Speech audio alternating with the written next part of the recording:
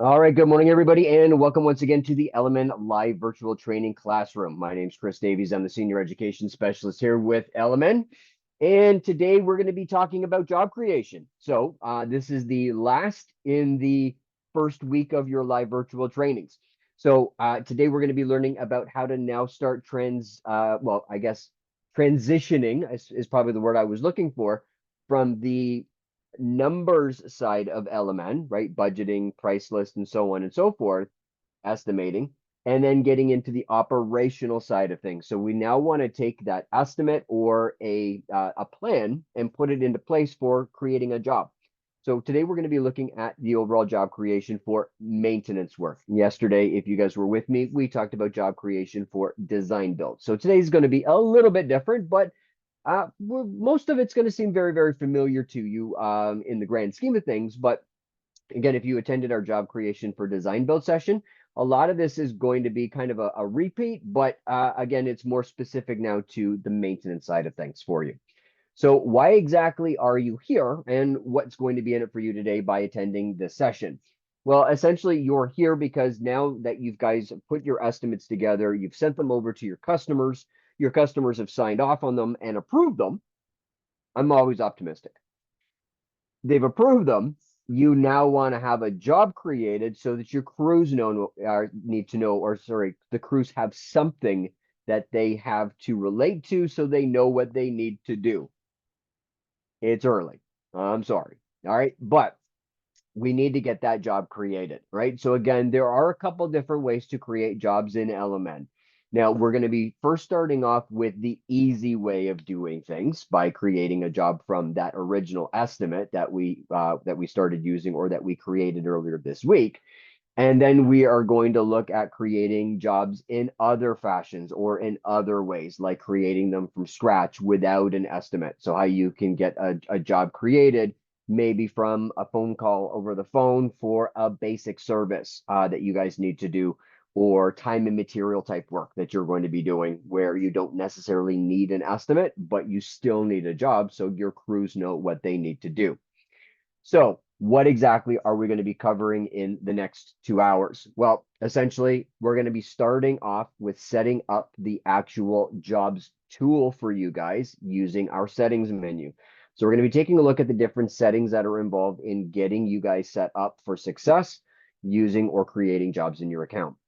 We're then going to be taking a look at the easy way, like I said a little bit earlier, on how to actually create your jobs. And I want to say it's not just easy, it's also the most efficient way for you guys to be creating your jobs, because all of the data or all of the information that you guys create in your estimates, well, that will transition and be available for your crews in the job. So again, it's not doing work twice. You're doing it once and just taking the information that you've already captured and moving it over now into the operation side of things. So it does keep things really, really easy.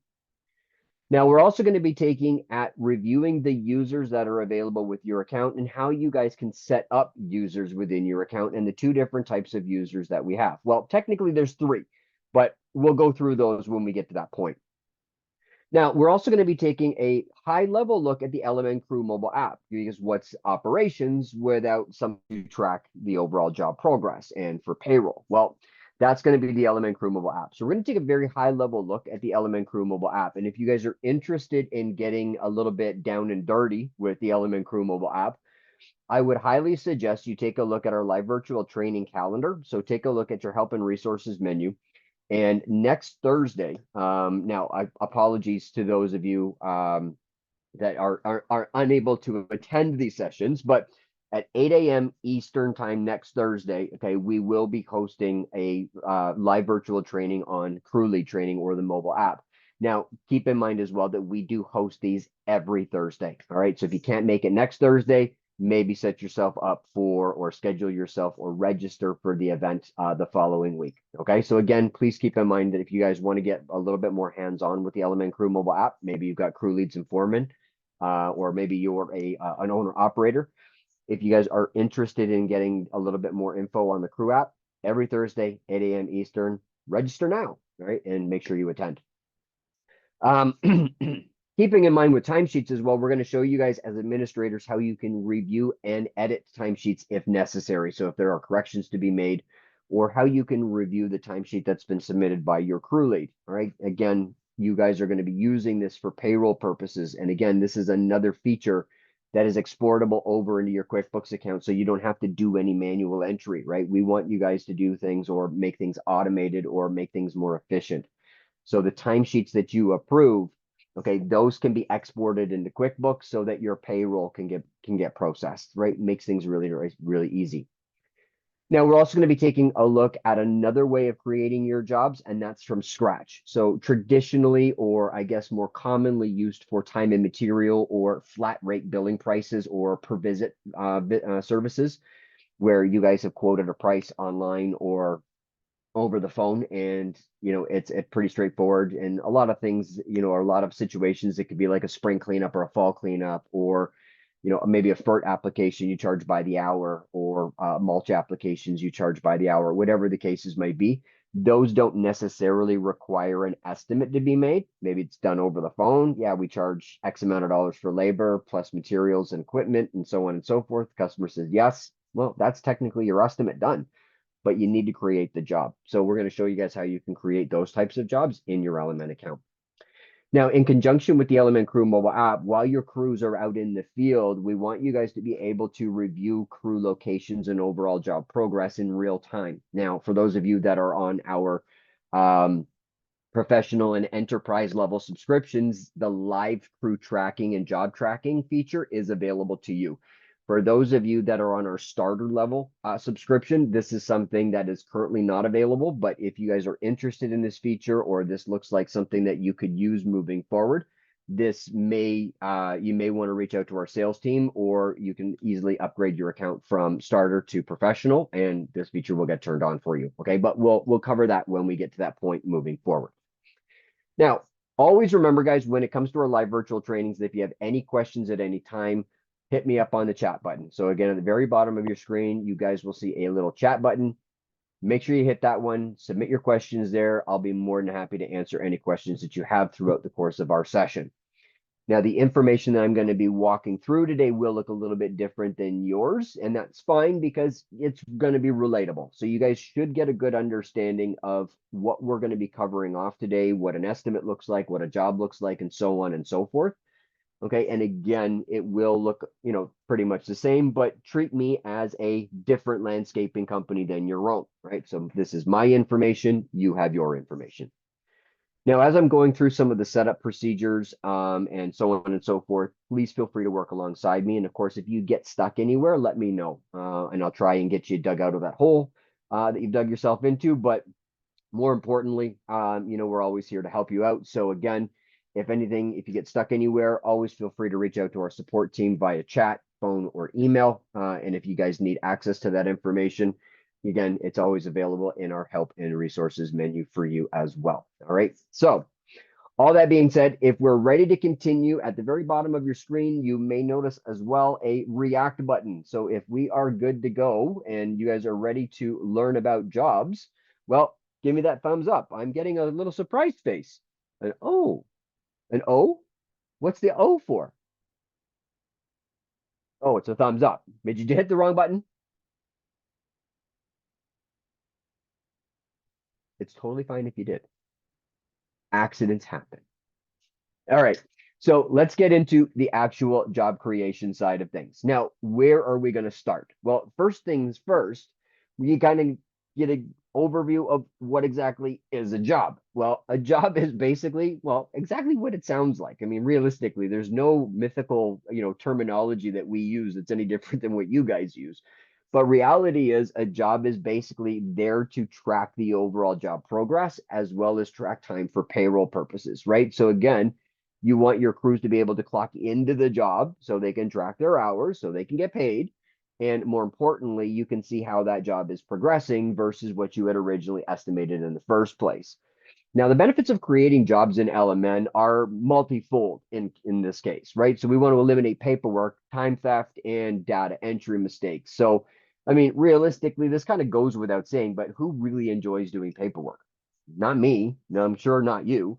right? So we want to get rid of that. So if we keep it all in a manageable digital environment or computer environment, well, not only is it available to you, but it's available to everybody else who has access to your LMN account as well. So it's not just paper shuffling, if it were. And besides the point, we're saving trees, right? So again, we're now ecologically minded as well. But we want to kind of get away from paperwork, right? It doesn't help you out. It clutters up your desk. It's not good for your crews in the field. So let's get rid of paper, right? Let's put everything into a digital environment.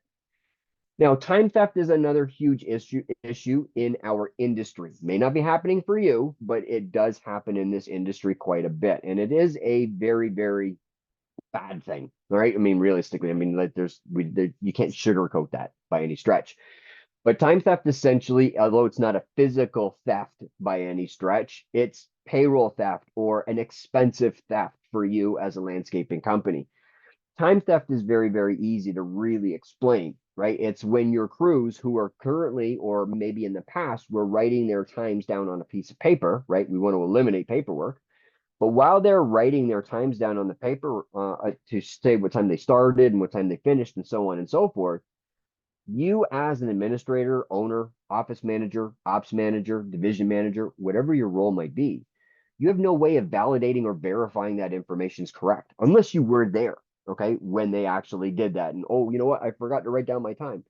Then, okay, that can be excusable. But for the most part, if your crews are just writing down their start and stop times while they're out in the field on a piece of paper with no overall supervision, there's nothing to stop them from saying, yeah, you know what? We did start at 8 o'clock this morning, not 9, which is what time they really started at, or 7 versus 8, okay, in all those kinds of situations. So again, with no validation or verification, they're stealing time from you. And although again, it's not physical, what they are stealing is payroll hours, right? Money, okay, from you as a landscaping company. So that hour, if you multiply that by 4 individuals, that's 4 labor hours or 4 payroll hours that you now have to pay out that you didn't originally plan for or that you didn't originally expect, right? Because you expected the guys to start at 8, not 7, or they wrote down 7 and not 8 o'clock. So they're stealing an extra hour's worth of pay. And it can only be maybe $20, but $20 is $20. $20 times 4 individuals, well, that's 80. Multiply that by 5 times a week, that's 400. Multiply that by 4 weeks, that's $1,600. Multiply that by 12 months, well, that's $16,200. Okay, so you can kind of see where I'm going with this. Time theft, although not a physical theft like we would think about it, it's expensive. So we want to get rid of that. So you as administrators using our LMN Crew mobile app are going to be able to see when your crews clocked in, where they were when they clocked in, and if they edited their start time. So you'll be able to see here's the time that they said they started. Here's the time that they actually started, but made that edited time. Okay. And this is where they were when they made those changes, right? So you'll be able to see all of that in the back end using some of the reporting features or some of the tools that are available in LMN. Now, data entry mistakes. Now, look, you guys are human. I'm human.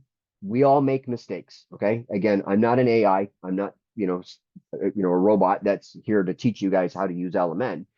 Okay. I'm a real life human being. You're a real life human being, right? And we all make mistakes. It's common. It's natural, right? But what we're trying to give you guys here is the understanding of how LMN works, right? The flow of how LMN works, right? Your budget impacts your pricing. Your pricing impacts how your estimates get created. Your estimates become your jobs. Your jobs get tracked in the crew app by your crews and so on and so forth. So we want to basically automate as much as we possibly can, making you A, more efficient, but B, eliminating any of these manual entries. Who likes doing things manually? Nobody, right? So let's automate as much as we possibly can and eliminate any data entry mistakes from potentially happening. Now, I'm not going to say that LMN is going to eliminate data entry mistakes, entirely. You guys are still going to make a mistake here and there, but keep in mind that you always have LMN here and our support staff, okay? And our wonderful training staff, hint, hint, wink, wink, nudge, nudge. Okay. to guide you along the way to make sure that you understand, or at least that you get the ideas or the knowledge on how to do everything in LMN, so that those data entry mistakes become few and far between, right? So again, data mistakes or data entry is going to happen. Okay. Mistakes are going to happen. But as long as you guys get a good idea of how everything flows through LMN, those mistakes are not going to happen as often as you think. Right. So again, that's one of those huge benefits. Now, as I mentioned in a couple of my little spiels here, you'll be able to get live real-time data on your crews and your overall job progress. So throughout the course of any day, while your crews are in the field, as administrators or as office staff, you're going to be able to see where a crew member is, or where a crew lead or crew in general is, how long they've been there for, what they've been doing, what time they started, what time they finished, if they've uploaded any photos, any provided you any feedback information, and so on and so forth. All of that is going to be available to you at any time. Okay, so if you guys want information on a particular job, take a look at it. Go into the timesheet or the history and photos feature and be able to look at what's currently going on. Now, the other cool thing about the LMN Crew mobile app and you guys creating time and material and or per visit flat rate jobs in your LMN account is you'll be able to track materials as well as hours for payroll as well as for billing. So again, for time and material type work, creating jobs in your account is going to be super beneficial and super easy for you guys, because you're going to want your crews in the field to also help you guys to generate your invoices. So rather than you as maybe the accounts billable person, and again, if the terminology is wrong on that one, I apologize, but as billables, okay, you guys want to make sure that you're billing accurately. How many hours of labor do we need to bill for? How many, units of materials do we need to bill for? How much do we need to bill the equipment for, and so on and so forth? Well, because the way you guys set up the job, your crews can actually give you all that information automatically. So your invoice will generate automatically, right? So again, it makes things really, really easy for you guys and efficient. So that way you don't have to worry about going back to the timesheet and going, okay, well, I see here there was 3 guys that worked for 4 hours. So that's going to be 12 hours. 12 hours at $20 per hour. That's 200. Who wants to do any of that? So if you guys have it all set up correctly, which I'm going to show you how to do, you don't have to worry about it. Makes things really nice and easy for you guys, right? And of course, then that invoice can get generated automatically. So all you have to do is generate, send, get paid. Nice and easy. Now, not only is this going to make it easy for you and efficient for you guys as office staff, but it's also going to tie into your accounting software, QuickBooks. So all the information that we basically capture or that we create in your LMN accounts, estimates, timesheets, invoices, even payment records, all of that information can get synced over to your QuickBooks account so it matches up with your accounts receivables and accounts payables, right? So we don't have to worry about that. If I haven't said this before, if you haven't kind of heard me say this before, LMN is a business management software. QuickBooks is an accounting software. Neither one of us are trying to do the other's job. Okay, so QuickBooks is not going to try and take over LMN. LMN is not going to try and replace QuickBooks. So as long as we can keep the information, exportable, okay, we'll work together, right? Because we all know that you guys are using QuickBooks for accounting, and it makes things really nice and easy. Now, not all of you are, but most of you are, or the landscaping industry in general is using QuickBooks for the majority. It's like 95%. So there's a huge portion of users that are using QuickBooks. So rather than try and reinvent the wheel, we're just going to solidify that partnership moving forward. Okay. So that's basically my rant, okay, about why you guys should be creating jobs or what the benefits of creating your jobs in your account are. But the first thing that you guys should be aware of, or first be walked through, are what you guys are going to need to set up in your accounts in order for you guys to be able to, well, essentially, um, sorry, I'm just got a little message here. Sorry. But get set up so you guys could be successful for your overall jobs. Okay. So what we basically want to do right now is go through some of the basic settings and get you guys set up for job creation, right? To make things really, really easy on you moving forward. So let me just share my screen with you and we will get started. Okay. And by the way, if there's any questions on anything I've covered off so far, please feel free to hit that chat button at any time and let me know. I'll be more than happy to answer any questions that you guys have. Okay. So share my screen with everybody. There we go. Okay. So The jobs tool is a tool, right? Just like the estimating tool, the CRM tool, okay, and so on and so forth. They need to be set up. So where are you going to go to in your accounts to get these tools set up? Well, the settings menu, right? We kind of covered that off in a couple of our other sessions. So in your settings menu, you want to go into your basic job settings. And we are going to be talking about all four of these settings, although we've already talked about one of these when we talked about CRM and estimating. So when you guys took the CRM and estimating session, I believe that was on Monday afternoon, okay, we kind of walked through services already. Now I am going to revisit that again today just because, again, want to make sure that we cover all of these off in order and just provide some reminders. But we did talk about services already, but we will again kind of cover off on that for anybody who may have missed that in Monday's session. But first things first, we want to start talking about our job types. Now, job types essentially allow you as a landscaping company to diversify your work a little bit further than just maintenance. So think about what we talked about in our CRM and estimating session when we spoke about divisions, right? You got your divisional breakdowns. We talked about this in your budget too, when you forecast how much each division is going to be, earning in revenue as a forecast, right? We forecast our maintenance revenue. We forecast our design build revenue. We forecast our snow removal revenue if you're in an area that does snow removal, and so on and so forth. Well, those are your divisions. But now we've got different types of work that we might be doing under our maintenance division. Things like lawn care, right? Where we're doing mowings, or fertilization applications where we're doing FERT work, right? FERT applications, 3-step, 5-step, 7-step, whatever the cases might be. Irrigation, okay? Whether they be repair, whether they be installations, whether they be, turn on and shutdowns, okay, spring and fall and all that kind of stuff, right? We want to kind of go through and diversify the work a little bit more accurately so that you guys can report on it accurately.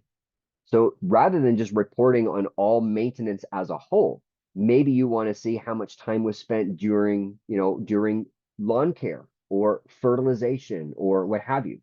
This is how you're going to do it.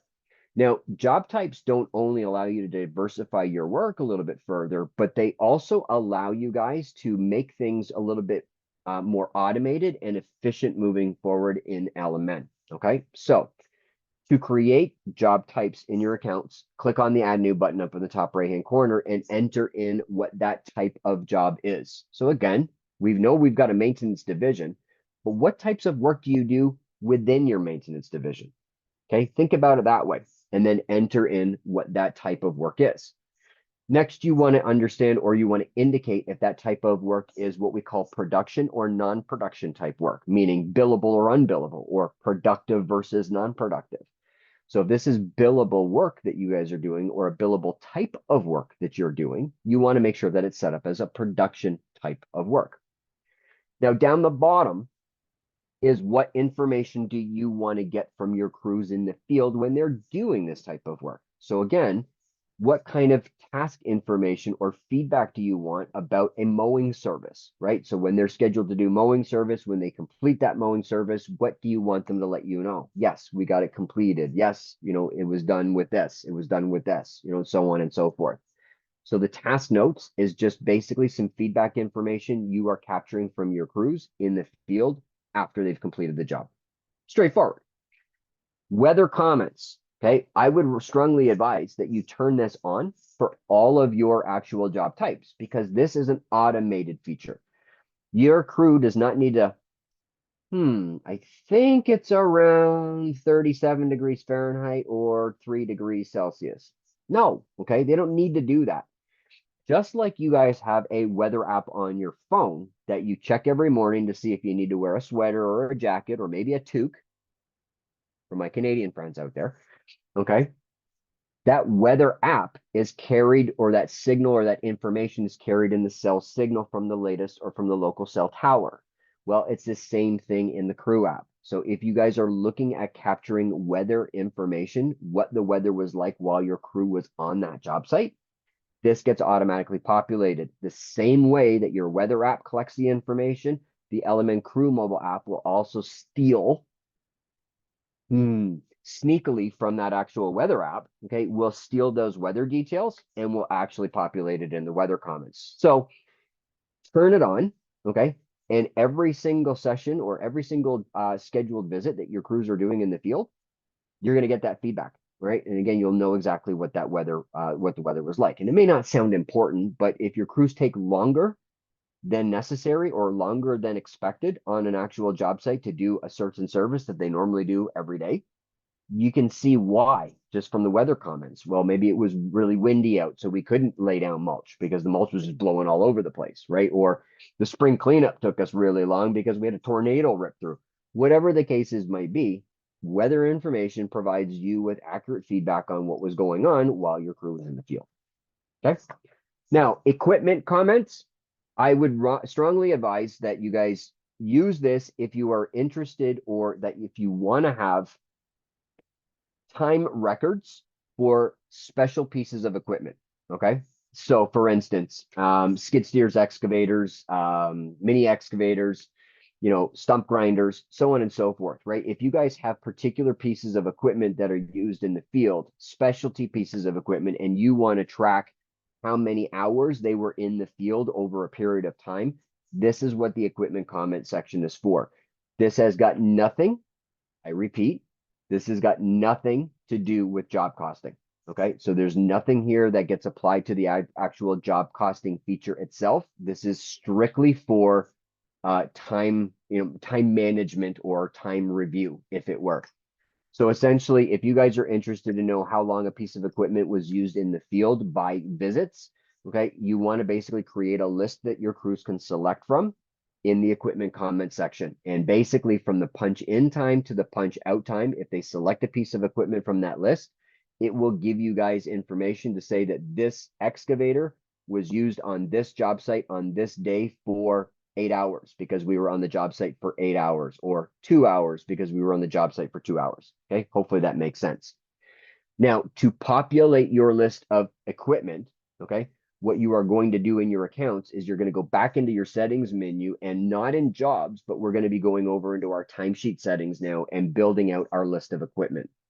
So here's where you are going to add in your equipment. Now, I would only add in those special pieces of equipment that you guys need to track overall time for, right? Again, skid steers, excavators, mini excavators, so on, loaders, whatever. Okay. Again, these are just specialty pieces of equipment that may require servicing after so many hours in the field and so on and so forth. So again, a very, very easy way to track this is by using the equipment comment section and building out a list.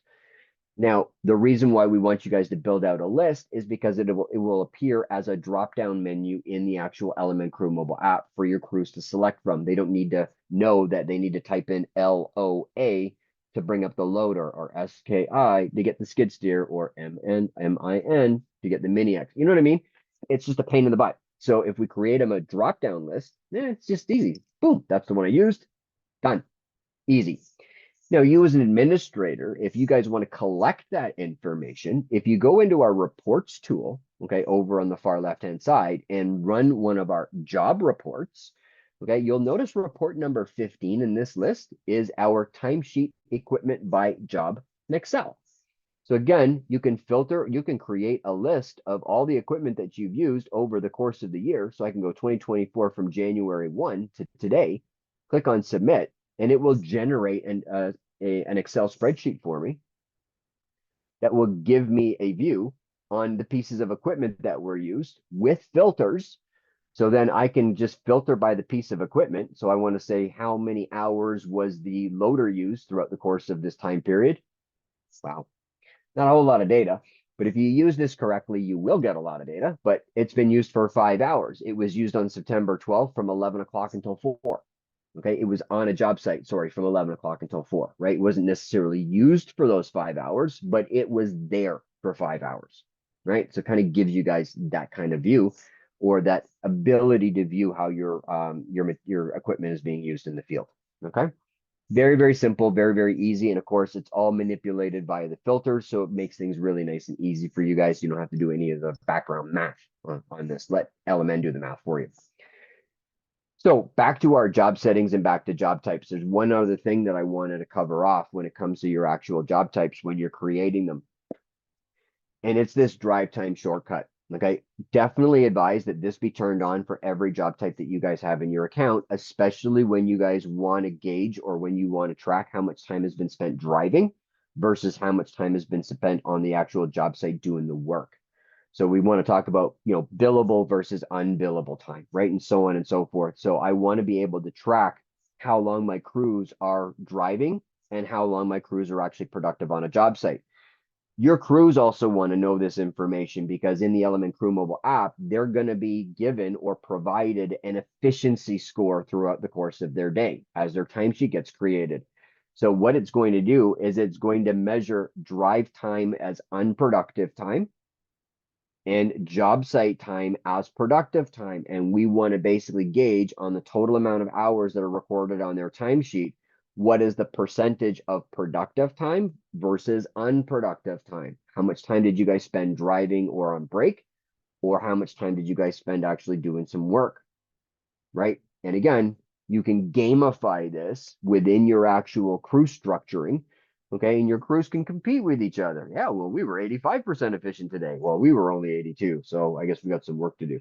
Whatever the cases might be, but they're going to be able to read that information in the crew app at any given time. So again, it's just a way for your crews to contribute more to the element or to your landscaping company and its overall efficiencies moving forward. And it's a goal they should strive to achieve. I always want to be 80%. And then you can mark that a little bit higher. And I'll show you guys where you can mark that or you can indicate what their efficiency should be. Okay. A little bit later. Right. But again, you guys want to be able to gauge that and adjust this as needed. Okay. And we'll show you guys where you can do this. All right, so that is your job types, okay, as well as your equipment, right? So again, make sure that this is all set up.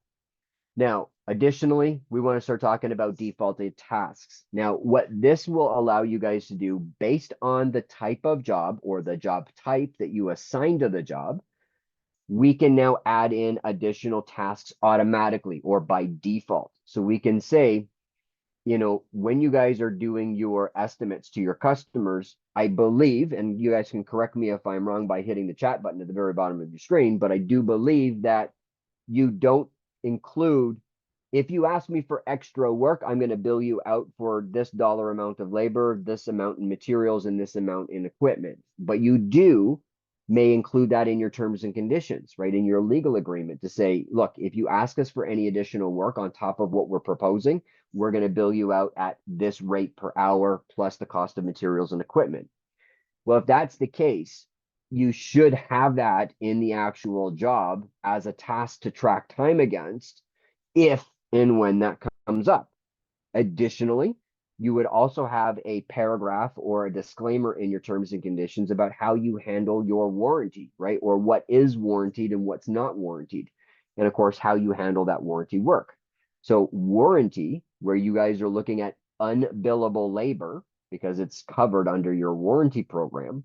Okay, you want to make sure that you've got a task to track that amount of time so you can see how much time was spent during doing warranty work or repair work versus actual billable, job work.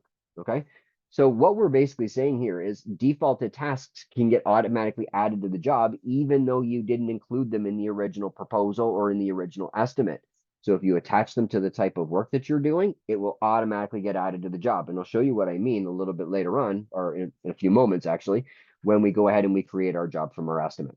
All right. So any questions about that, or are we all good? Check mark or thumbs up. We're all good to keep going. Perfecto. All right.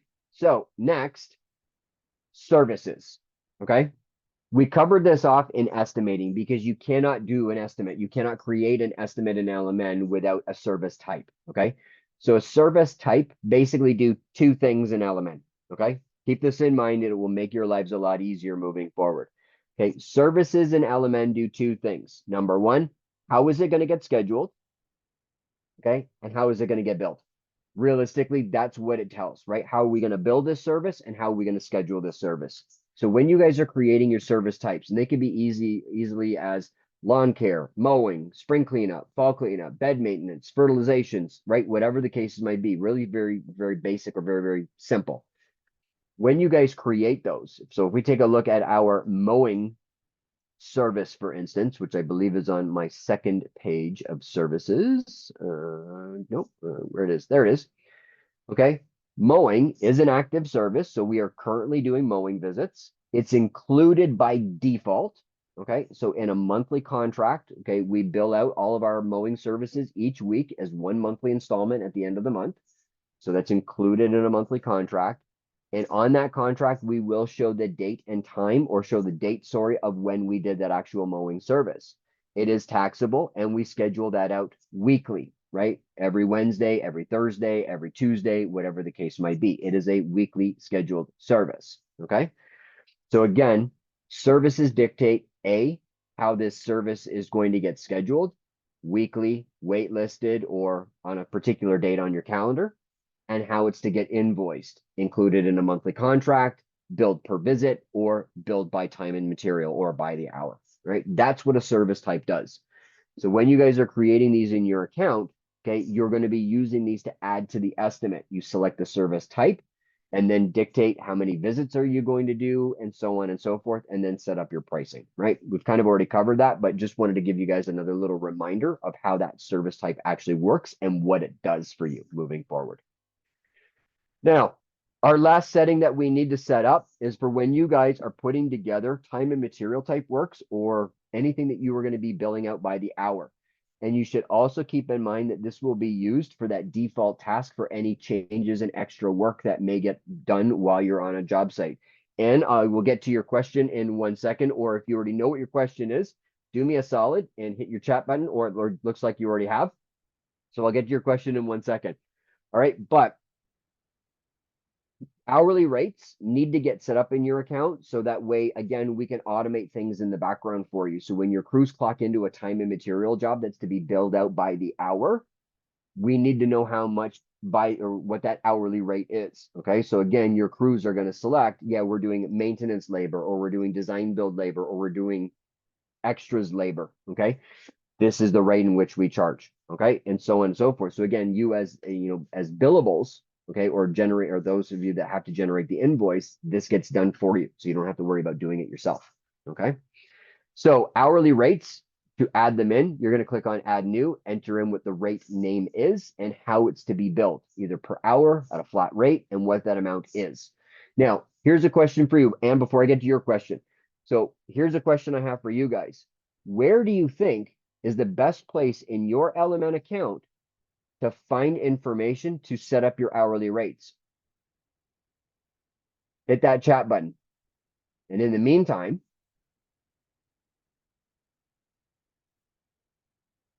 oh, William had the question, and you just had your hand raised, but William has the question. So after the service list is created, can you move certain services around in the list so we can group them together? Absolutely. So in your services list, William, you may have noticed that they're numbered on the left-hand side. So if you just adjust that numbering like that numbering method, okay, you can put your services in certain order. So if you want all your lawn care services as the first 5, just name them 1, 2, 3, 4, 5, right? Mowing, fert applications. I don't know. You tell me what the other 3 could be, but you know where I mean, right? So again, in your services list, just adjust those numbers. Okay. And I'm not getting is that for me? Who gave me a heart? Mark, price list. Okay. Awesome job. Okay. So yes, exactly. So you guys have already put this together. When you guys figured out, okay, what your costing was, what your overhead recovery markups were going to be, your price list then dictates what you guys need to bill your customers per man hour, or let's be more politically correct, per person hour. Okay. So in your price list tool, okay, you guys already know what your labor pricing is and what your labor rates or what your hourly rates are, right? So if I have a design build crew, okay, for instance, or a maintenance crew, right? So if I go to my maintenance crews, for instance, okay, I already know that my maintenance crew gets billed out at $41.02 per hour, right? And that's based on my budget. And if I want to extend this anything over that, okay, I know that at a minimum, okay, for me to be profitable, I need to charge $41.02 per man hour, which is 10% net profit. If I make it 45, well, I make a little bit more. Okay, but at least going by this guidance area, this is how you're going to be setting up your hourly rates. So again, okay, your hourly rates are basically already set up for you. You've already done it, right? You've created them in your price list. You just need to take that information and enter them into your hourly rates field. Now, keep in mind as well, here's another little tidbit. You know what? I'm not going to spoil it for you. I'm actually going to show you guys this when we actually move the estimate over and create a job from it. So I'm not going to give it away right now. I'm going to show you guys in a couple seconds. All right. So those, for the most part, are your basic settings. Okay. So now that the settings are covered off, we now want to kind of get into creating your actual jobs now. You're set up, right? So now you've set up your job types, you've set up your services, maybe put them into a specific order like William asked for, and so on and so forth. Okay. But now that we've done that, we can now go ahead and create our job. So what is the absolute easiest way for you guys to create your job? Well, from that original estimate. Okay, so taking that original estimate that you worked so hard on and your customer said yes to, okay, we can now take that estimate and convert it into a job. All right, so let's take a look at how that gets done.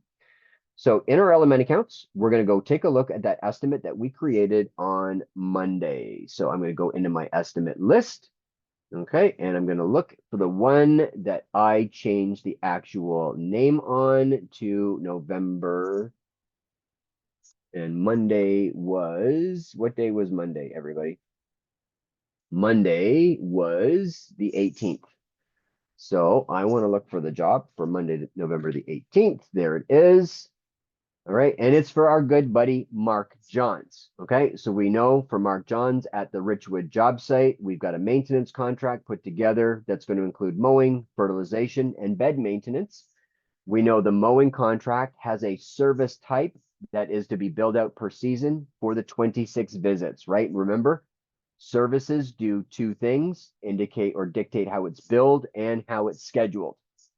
Okay, so see where I'm going with this? There is a method to my madness, believe it or not. Fertilization is going to be billed out by the hour. Okay, and bed maintenance is going to be billed out at a flat rate per visit. Okay, and so on and so forth, right? So we've got this mixed contract. Now, before you guys go ahead and create your job from an estimate, I would recommend we here at LMN as the education team or as LMN in its entirety, we would recommend that you guys check and validate or verify three simple things before you go ahead and create your job. Number one, check to make sure that the estimate has been sold. Common sense, okay? But LMN is not going to limit you guys, and it's not going to tell you that you cannot create a job if it's still in progress, okay? Or if it's still, in front of the customer, okay? We will allow you to create that job in any situation. So we would recommend that you should create your jobs once the actual estimate has been approved. There's no necessary or there's no real reason to have that job created until the customer has actually said yes. You're not going to be working on it because the customer said no. Well, then why create the job in the first place, right? So you kind of see where I'm going with this. Second thing that you guys should be checking is that your crews have the information that they need to get the job done, okay, while they're on the job site. Customer would like you to know that the dog is in the backyard. Do not take him out. And the backyard gate code is 1234. Not very original or safe, but that still gives me the gate code so I know how to get into the backyard. If I'm doing fertilization applications, okay, this is how I can apply it. And if I'm doing a bed maintenance service, okay, add soil and mulch as needed, remove all my weeds, etc., or remove all the weeds and etc. Right? So again, it's giving me the basic instructions that I need to follow when I'm on that job site, whether they be from the customer or from me as their manager. Okay, that's number two. So again, make sure it's sold. Make sure you've got your instructions for your crews. Number three, make sure you've got your contract set up. Okay. Whether you guys decide to share this information during the actual proposal negotiation phase or not, we would recommend that you guys have your actual contract set up, because just like I normally coach, or outside of LMN, I coach lacrosse and I have my own team, you guys are a team as well. Offense helps my defense. Defense helps my offense. In your field, you've got your crews that help your administration team. Your administration team helps your crews, and so on and so forth. So as long as we're helping everybody out, if the estimator and salespeople can help out the actual individual that's doing all the billing, why not? Right? Let's make it easy for them. So again, by setting up the contract in the actual original estimate, that information will transition over and that job will be ready for billing the moment it gets created. That way, that individual doesn't have to worry about setting up all the billing and going back to the salesperson and say, okay, I see you've got this service. How am I going to bill for it? It's already done. Okay. So it makes things really nice and easy for everybody. Okay. So quick refresh. First thing, sold. Second thing, crew notes. Third thing, contract. Simple, simple, simple. Okay. Make sure those three things are done. And now you guys can go ahead and create your job. Now, creating a job in LMN is super, super easy. Okay. And this is why this is not going to take much longer than the next maybe 2 or 3 minutes. So essentially, if you go to your services and pricing tab, or you go to the customer info tab, at the very bottom, you're going to see a create job button. Now, it doesn't matter which option you choose. They both do the exact same thing. So it's, again, if checking that the estimate is sold is your last, checklist item, well, you're already here. So might as well click on create job, right? If it's your first one and you've already checked the other two, whatever the case may be. Okay. If you decide that you want to do it from the services and pricing tab after you verified the number of visits and the pricing is all accurate, that's totally fine too. Click on create job. But again, both buttons do the exact same thing, right? There's nothing wrong with choosing either or option. Now, when the job gets created, okay, or when the job is getting created, okay, the first thing that pops up is confirming what your job name is. The job type will automatically default to the division that was assigned to the actual job, but this is where you can now use that job type feature that we were talking about to diversify. Yes, it's a maintenance job, but it is a lawn care job, right? We're doing mowing, fertilization, and bed maintenance. So this is probably going to be more of a lawn care job than it was just traditional maintenance. Now, I want you guys to notice what just happened here when I switched it from maintenance to lawn care. Okay. In our maintenance service, or our maintenance job type, again, by default, we have our changes and extras labor, loading and unloading as a task, and warranty work automatically automatically set up or partnered up with that maintenance job type as a defaulted task. But if I switch this over to lawn care, I lose them because I don't have default tasks assigned to the lawn care type of service. Again, it's lawn care. It's not really going to be much going wrong with this one. So I'm not going to have any warranty work to a degree, right? Unless my crews hit something with the mower or run something over, but that's up to them. I can always go back into my defaulted tasks and add in a changes and extras task and associate it with my lawn care job type. So that way it automatically populates for me moving forward. But for now, I'm going to leave it off. Okay. And I'm going to click on import now. So I've got my lawn care type maintenance job now created. And you see how quick that was? Without me having to explain it, it probably would have taken all of about 5 seconds. So with this, I've got my basic overview. I know the job name, I know what type of job it is, and I know the customer and all the customer's information. If I scroll down a little bit further and I look at how I'm going to be tracking this job, I can see the 3 tasks that I've got assigned on this one: mowing, fertilization, and bed maintenance. Here are my estimated total amount of man hours for each one of these tasks. And I can see here that this fertilization, these hours are going to be billed out hourly. Now, the little thing that I was going to surprise you guys with, or that I was going to give away earlier, was that the hourly rate that we had already included in our estimate for the FERT technician has automatically been brought over for us and created for us. So we do not need to add in an hourly rate to this job because it carries over from our original estimate. And of course, we have our services where our bed maintenance is going to be billed per visit at $1,250 per. Our fertilization for the 7 visits is going to be billed out hourly at our hourly rates. And our mowing is going to be billed out at 20 for all 26 visits in an included contract each and every single month.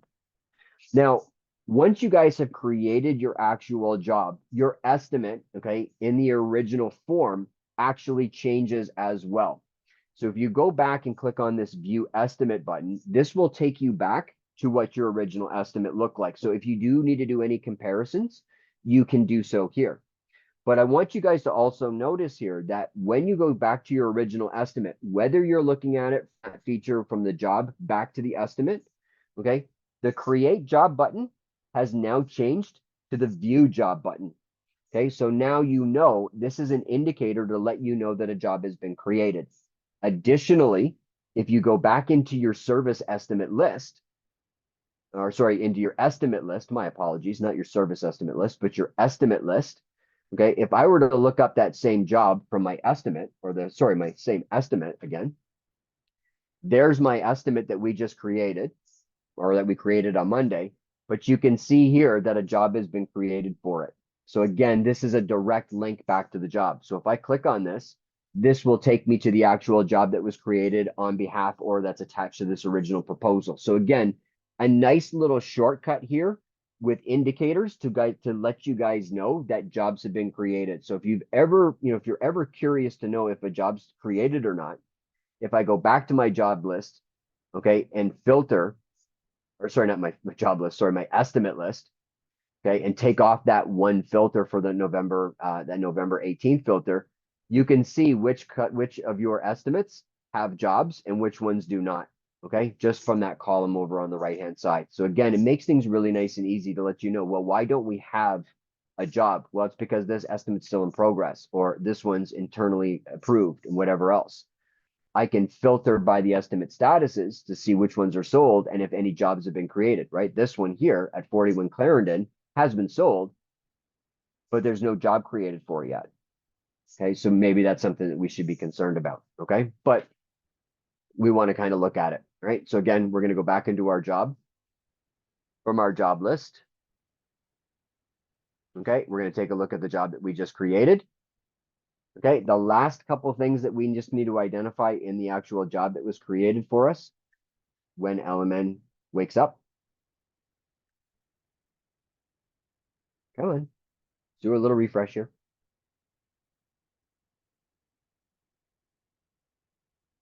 Interest. There it is. Okay.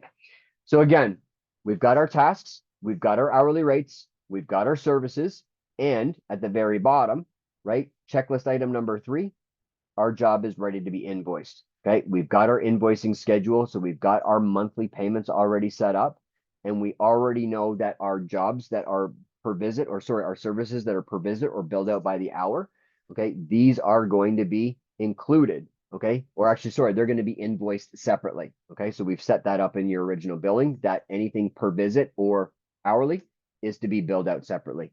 So that's creating your job, right? Really straightforward, really easy, okay? And basically really instant, okay? So best practices around setting up your actual jobs or getting jobs created in your LMN account. Number 1, convert your estimates to create your jobs, because all the work is already done and all the information that you need for the job is contained within the actual estimate. Just remember those 3 checklist items. Make sure that it's sold. Make sure you've got your crew notes. Make sure you've got your contract. You're golden. You can sort your jobs by date created to find imported jobs easily. So if you guys are looking in your job list where all jobs get created, that's a kind of a little hint as to what we're going to be covering off after our break. Okay, but basically your job list, if you filter by date created, you can sort oldest to newest or newest to oldest. Okay, the services that you guys create, not the service types, but the service names that you guys indicate on your actual estimate, those become the tasks that your crews are going to clock into to track their time. The crew notes will become the task notes that will populate automatically when the crews clock into a certain task. If I clock into the mowing, if there's any specific instructions I need to know about the mowing, like the rear gate code and knowing about the dog, not letting them out, those will pop up immediately.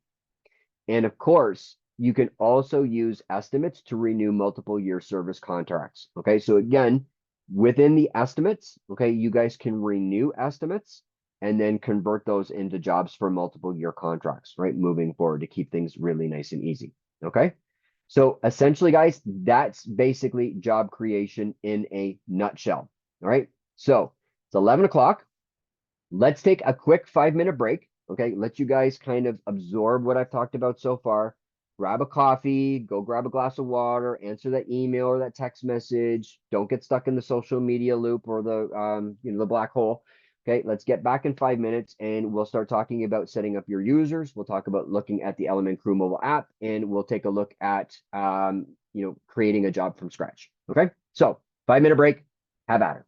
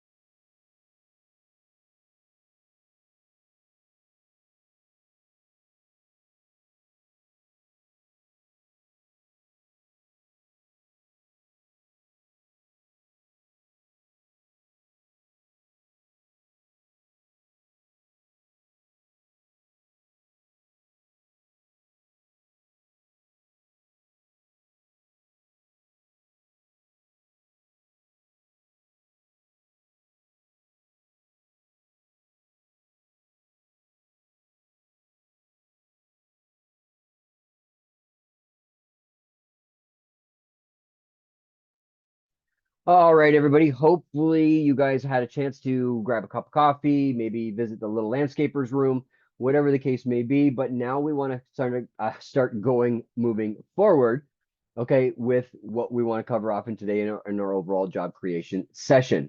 So, what we want to start talking about next, okay, is basically setting up your users in your account. Now, for the most part, you've probably already done this, or your onboarding team has probably already helped you out with this. But more importantly, you may be wondering how you can add in additional users into your account. Now, there are technically three different types, but in reality, it's two types, but one of them is kind of combined. And you're probably wondering, well, Chris, what the heck do you mean by that? Well, what I basically mean is when you guys are adding users into your account, the first type of user that you're going to be adding in is a regular employee, right? Your general laborers or anybody on payroll for that matter.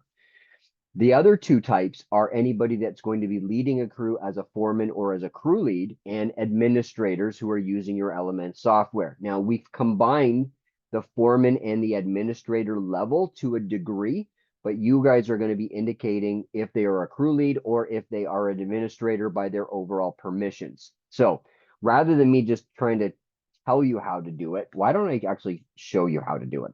So let's jump into LMN together, okay? And let's show you guys how you can actually set up your staff or your users within your actual accounts, okay? So now that we've kind of covered off our job, we want to go back into our settings menu, and now we want to go under users and staff, right? And we want to manage our users and staff. So everybody that's on your landscaping payroll should be in this list. Okay. Again, anybody who gets paid by your company or who works for your company should be in this list. Now, to add new hires or to add or maybe make edits to any of these employees, let's talk about adding first, right? Let's put the cart before the horse, not the horse before the cart. No, let's put the horse before the cart, not the cart before the horse.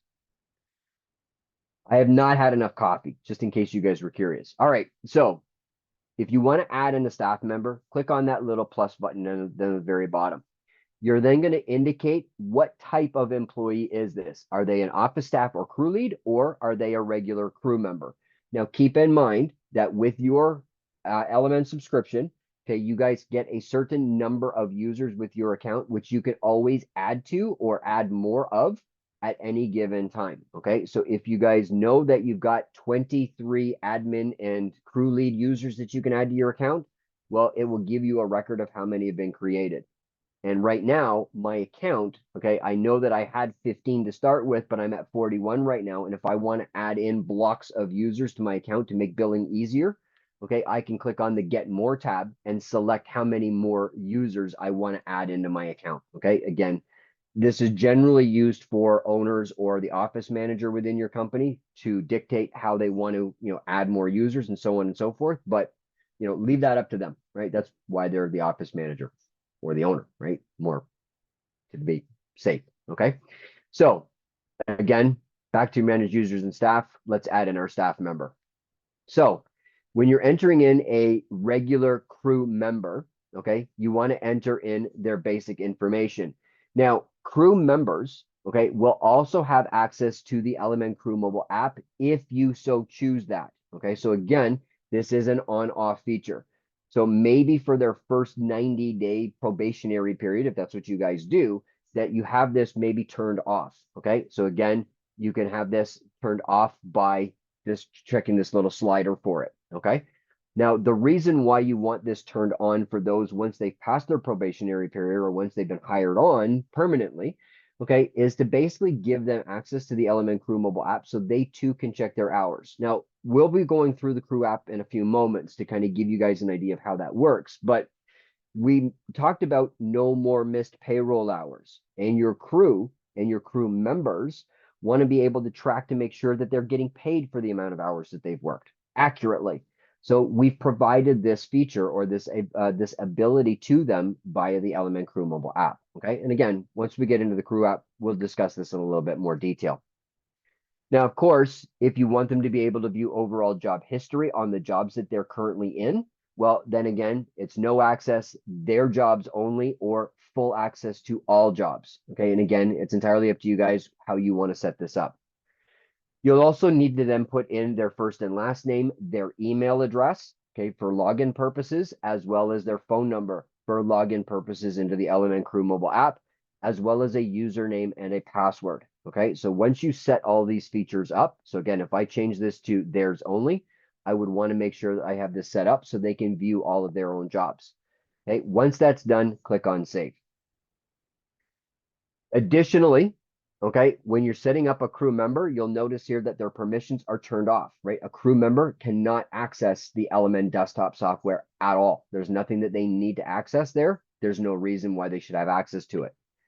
You then want to set up their payroll and put in their employee ID if they have one, and what their rate of pay is, and of course, what their total numbers of hours worked are per day on average. So if they work an 8-hour day or an 8.5-hour day or a 9-hour day, just indicate it here.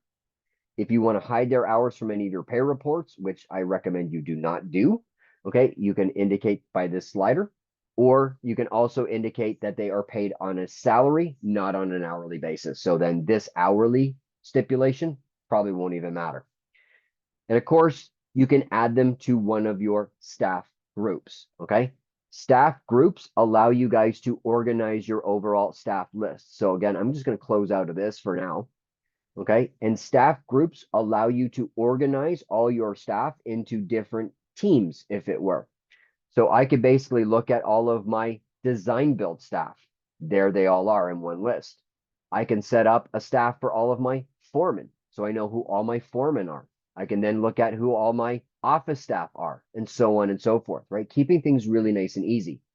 Now, to create staff groups in your account, click on your settings menu, and under users and staff, this is where your staff groups get created. So be creative with this, right? Create your maintenance staff, your design build staff, your irrigation staff, your fertilization staff, and so on and so forth. Office staff versus foreman staff, non-field staff, if you want to create that. Mechanics, if you guys have an on-site mechanic, okay, and so on and so forth, right? Again, create as many staff groups as you want.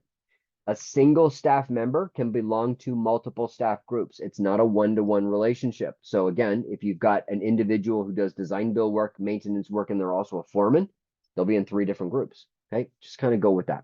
Makes sense when you guys are actually adding in your actual staff members. So here, if I want to create a crew lead or a office administrator, okay, again, I would keep that highlighted. Okay, I would give them full access and still give them their contract or sort of their contact and sign-in info credentials, right? Again, pretty much the same thing. But this is where under permissions, I can start limiting their access to our actual LMN desktop software with estimating and budgeting. This is a crew lead, or maybe they're a scheduler. They don't need information to the budget, the estimating, the CRM, the price list, or the forms library, but they do need access to job and scheduling information. So I'm going to give them full access here, and so on and so forth. Okay. If they're a crew lead or an administrator, I can open up different permissions, right? So again, jobs and scheduling will only be available to edit once they've been given admin access to timesheets or admin access to any of the other features moving forward, right? You want to make sure that they have security admin so that you can turn on some of these other features for them moving forward. Okay. So let's take a look at an actual individual on our team. I'm going to look at myself. Why not? My ego is like that, right? Just saying. So I know that I'm set up as an office staff or crew lead. There's my email address. There's my phone number. And of course, if I've got Greenius training, I can set them up. I can edit the staff member's information by taking a look at their user. And if I want to reset their password, I can do so here. I can see what this user has access to as far as the LMN desktop software is concerned. And Chris is an administrator, so he can see everything. And of course, I do have the ability to reassign budgets and so on. Okay, I can take a look at all of my budgets for my standard estimates and my service estimates. And of course, I can assign them to different individuals, right? Keeps things really nice and easy. Now, if I want to look for time tracking and payroll, okay, Chris is salaried, so that's basically checked off. So we don't need payroll warnings if he works more than 9 hours, and he can track employees. Additionally, we've got our wage cost information. Now, this is very, very important for all of you, especially for those of you that are going to be using our job costing feature or job costing tool moving forward. If you want to get accurate labor costing, you need to know what each employee actually costs you, right? So what are their wage costs? So we need to fill out this information, right? You need to basically enter in what Chris costs us as a laborer per hour. Yes, he's salaried. That's great, but we need to figure out what he costs us per hour. So again, to add in Chris's wage cost, we would enter in what his salary rate is. Okay, how many hours does he work a year or forecasted hours per year? Okay, what budget are we going to be using for this? What is our current labor burden markup so we can capture all of our additional expenses over and above his regular rate of pay? And what does he, how many hours of overtime does he work? Well, he's salary, so we don't pay him overtime, so it's 0 hours. But basically, if I take a look at all this information, Chris costs me at $50,000 a year, $29.50 per hour.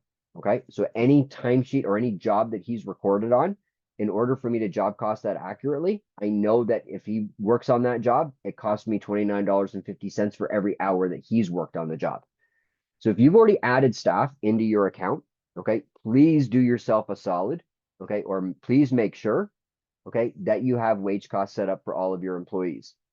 If for any reason you can see your actual staff members, but you cannot see wage cost information, you need to check out your overall permissions. So if you go into your account info and take a look at your permissions, you will notice here that under management and settings for adding and managing staff, if you have full access, great. You can still add staff to your account, but you cannot add wage cost information unless you have it turned on to full access and wage costs. Okay, so keep in mind, just take a look at your profile, make sure that you've got full access and wage cost.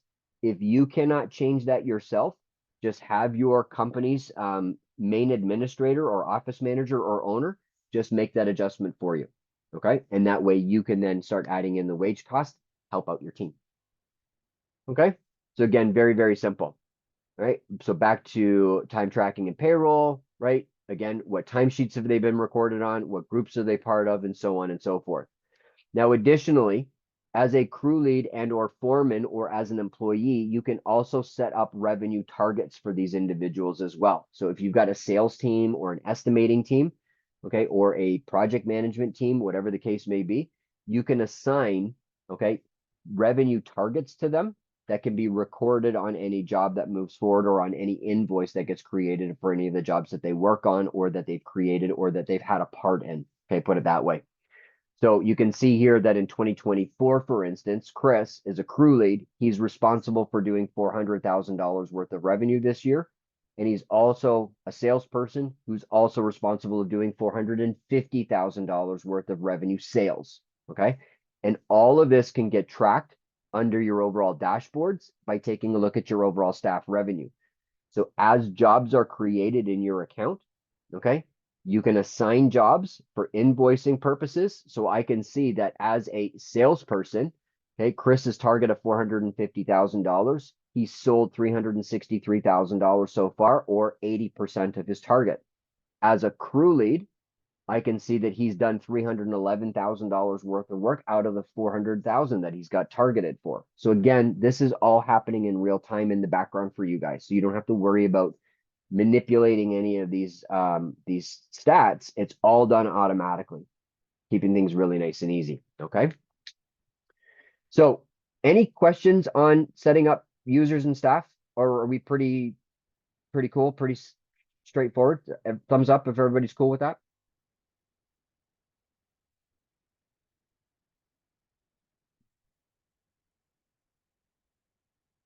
Yeah, perfect. Okay, so the next thing that we want to start talking about, guys, is our LMN Crew mobile app. So again, like I said a little bit earlier, I want to give you guys a high-level view into the app, how it works, okay, and give you guys an idea of how it's going to be used in the actual field moving forward.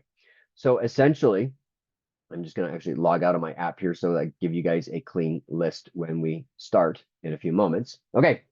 So why should you guys be using the LMN Crew mobile app? Well, really, it's to track your labor hours for field and for payroll purposes to create those timesheets so you guys know how to accurately pay your staff. Take those timesheets once they're approved, move them over into your QuickBooks account and let QuickBooks run your payroll. Pretty straightforward, pretty simple, but it also does a lot more than that, okay? So some of the benefits of using our crew app is that you're not going to be missing any more payroll hours. So you're going to avoid those uncomfortable conversations with your staff to say, well, you missed 2 hours on my payroll, or you missed 3 hours. Okay. Who wants that? Who wants to deal with that? Nobody should. So we're going to make sure that it's accurate. You're also going to be able to get GPS verification on where your crews are when they're on the clock. Okay. So again, where the device was versus where the job site is. So you can see the overall distance between A and B, but also you can see where your crew were when they clocked in and where they were when they clocked out. Okay. And again, where that actual device was. We cannot track them when they're off the clock. Okay. When they're out with their buddies or they're out with their better halves or whatever the cases may be, out with their family. We can't see that. We can see them though when they're on payroll hours. Okay.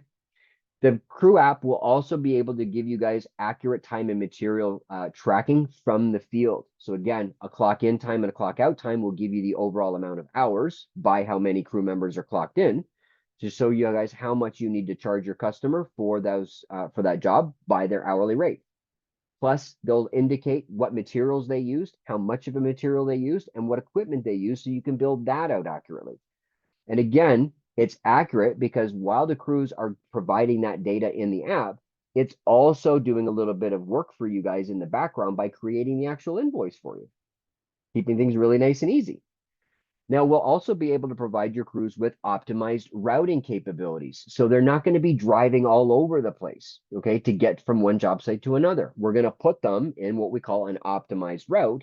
So we minimize drive or unproductive time, but we maximize their efficiency or their productive billable time while they're on the job site. And the other cool thing about this, guys, is that the data that they're collecting in the field in the app is instantly available for you guys back at the office. Okay. All you got to look at is your daily review page or any of the timesheets that are created, and you'll be able to see all of that information as it happens.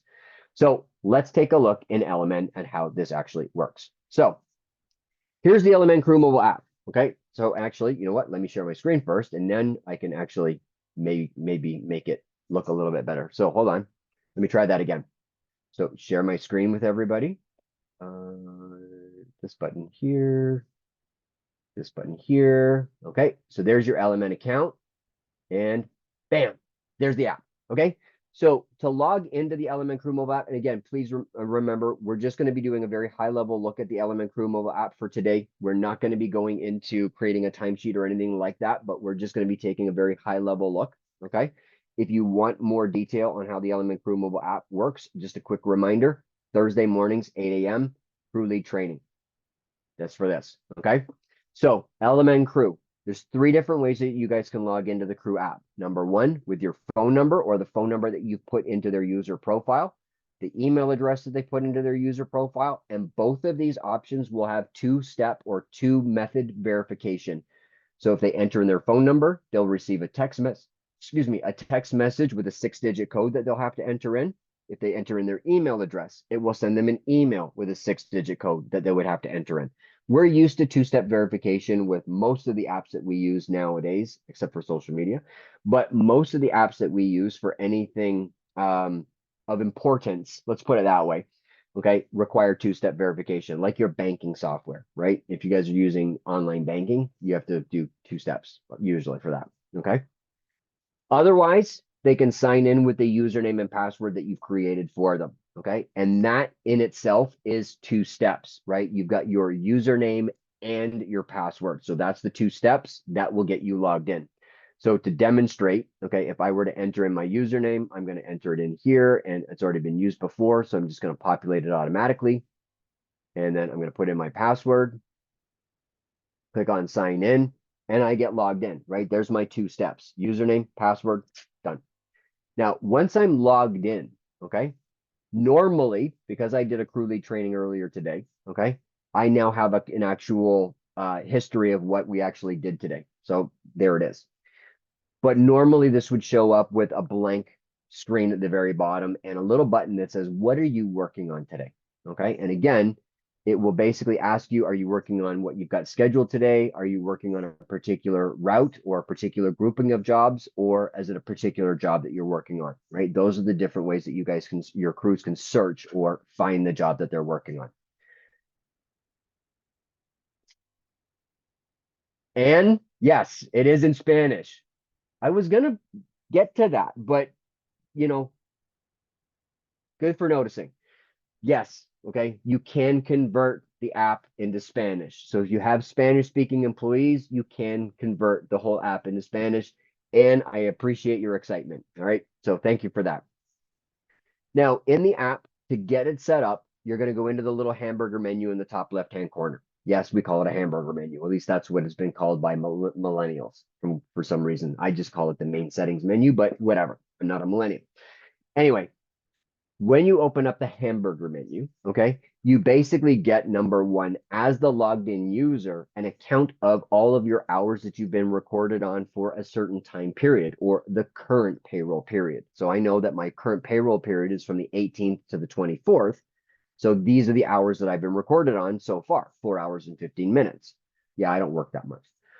If I want to get in a little bit deeper to this and see what I was recorded on last week, I can go in or click on that little graph, and then I can select which payroll period, and of course, select the different weeks. So November 11th to 17th, 4th to 10th, I was away. Okay, October 28th to the 3rd, and so on and so forth. I can see all of these payroll weeks, okay, and how many hours were recorded. I can also see the status of these hours, which of these have been approved, which of these have been submitted, and which ones are still open in progress, which means I would still have a timesheet that's still open somewhere that I would need to submit. Okay.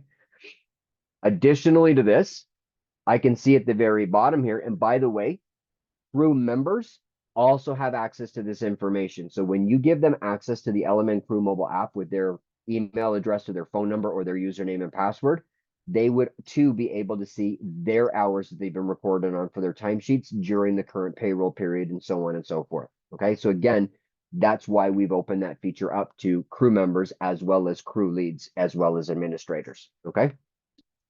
Now, as well here, we've tied Greenius into the LMN Crew mobile app as well. So if you guys have Greenius or are using Greenius for landscaping industry related coursing, okay, or courses, probably the better way to say it, and training, your crew members can access those training sessions directly from the LMN Crew mobile app by entering in their training ID number. So that's mine. So when I click on continue, this will log me into my Greenius courses. And once it populates, I can see it all, right? So I've got my learning path, right? I know that I've got to do a truck and trailer course. I know I've got to do personal safety, and I know I've got to do engines and fuel basics and harassment in the workplace, WMIS, and with GHS and so on and so forth, right? So these are some courses that I need to take. I can do it directly from the actual LMN Crew mobile app as well. Now, if I close this off, as a crew lead, I can also, because crew tracking has been turned on in my user profile, I can see where every single employee or every single in-field crew member is currently working, what job site they're on, what time they started, and so on and so forth. So again, today, not going to give me a whole lot of information. Okay, but if I look at yesterday, for instance, I can see that Chris was at Tiny Beaches Road doing sod installation, okay, from 8 o'clock until 12:15. Okay, so again, I can see where different employees were throughout the course of a week. Okay, there's today. Chris isn't anywhere. He's with you. Okay, now under this, okay, we've got your basic settings. So in your basic settings, these are things that need to be adjusted for each individual user that's going to be using the LMN Crew mobile app. Number one, and if you didn't change it in the first login screen, you can change it here. Okay, so again, yay, it's available in Spanish. My Spanish, no bueno. Okay, so I'm going back to English. So here, I would want to make sure that my GPS system or my GPS availability is turned on. My location services is turned on for the app. I can only be viewed, or people will only be able to see where my device is when I'm clocked into a job site. That's it. Okay. You cannot see where my device is when I'm out with my friends on a Friday watching a football game or a movie, or if I'm out with my wife on the weekend having a nice dinner, because I don't do that enough. You're not going to be able to see that. I'll tell you about it the next day, but you're not going to be able to run a report or use the live tracking feature to find me. Okay. You can, however, when I'm working on one of your job sites that you're paying me for, you would then be able to see me. Okay. Now, the mapping service allows me to choose which mapping app I want to use to get route guidance to a job site, whether I want to use Google Maps or Waze. Okay. And again, if I select one or the other, that's the only one that's ever going to pop up when I'm actually routing to an actual job site. Now, for those of you that are using Apple devices, it will look a little bit different here. It says notifications. Okay. Android users, push notifications, reminders, and alarms. It's only different because it's two different operating systems. That's it. Okay. But they both do essentially the same thing. Push notifications are basically allowing your device to receive that text message from LMN or from via the LMN Crew mobile app for that two-step verification process, right? So that 6-digit code that you guys need, okay, in order for you to log in, you need to have push notifications turned on in order for you to receive that text message, in order for you to enter in that code, okay? So the first time that you log in, you may want to log in with your username and password first. Go into your settings menu, make sure this is turned on. Bob's your uncle. Okay, really nice and easy. Reminders and alarms should also be turned on for those Android users. Again, for Apple users, it's one and the same. Reminders and alarms will allow you to then start using the following notifications. Reminders of starting your timesheet each day. So again, I'm forgetful. I need my timesheet reminder on at 7:30 to say, hey, Chris, you need to start your timesheet if you want to get paid today. When I receive that notification, whether I'm in, whether I'm been browsing on Facebook or on TikTok or Instagram or whatever the case may be, once I receive that notification and I click it, it'll automatically take me to the LMN Crew mobile app and ask me to start my timesheet. Okay, kind of cool. Additionally, with that, at this particular time, by the way, right at 7:30 a.m. Now, if I forget to submit my timesheets on a regular basis, I would probably want a little reminder at like 5:30 to say, hey, Chris, just submit your timesheet at the end of the day if you want to get paid for what you did, and your crew members. Okay. So again, I can set that notification up for, let's say 5 or 5:30, whatever the case may be. Okay. So that one's turned on. So now every day at 7:30, I'm going to get a reminder that says, hey, Chris, start your timesheet. And at 5, hey, Chris, submit your timesheet. Again, click the notification, takes me to the crew app, done. Okay. If I work a Saturday, I can turn these notifications on for Saturdays, or I can turn them on for Sundays, or I can turn them on for both. Okay, whatever the case may be. Now, because I don't want to get these notifications later on today, I'm going to turn them off. Now, here's another cool feature that I think you guys will appreciate. Okay. Rather than your crew leads coming to you and maybe saying, hey, I noticed something in the app today that I think we need to address with LMN, or I think there's something really cool that should be added to this app. I think we need to reach out to LMN. Your crews can now do this on their own, right? They're foremen, they're crew leads. So let's give them the rights to be able to do that. Haptic feedback, okay? Everybody, just while you're kind of watching me right now, watch the little corner where you can see me. I know it's not got nothing to do with my ego, but you see here I'm holding my phone and I've got that haptic feedback feature turned on. Shake your device, okay, and check out what happens. See this? We've got a need help button that automatically pops up to report a bug, suggest an improvement, or just ask us a question. These features, okay, go directly to the LMN development app or the app development team. Okay. So again, if there's anything that's happening in the field that we need to know about, tell us. Okay. Your crews can tell us. They can take a video, they can take a photo, they can take a screenshot, whatever the case may be, and let our developers know about this. And rather than having to search for a form or coming back to you and say, hey, you need to report this to LMN, they can do it themselves. So again, very, very simple, very, very straightforward, but again, helpful feedback for us to know how to help us make the app work better. Okay. So again, really cool feature, I think. I'm hoping you guys feel the same thing. Terms and conditions and privacy policy suggests that your crews read this information. Again, it keeps it very, very helpful. Now, additionally, our help guides are available by clicking on the help guide button at the very bottom. Okay. And again, it will take you to the LMN Crew help guide. And by the way, it is also available in Spanish.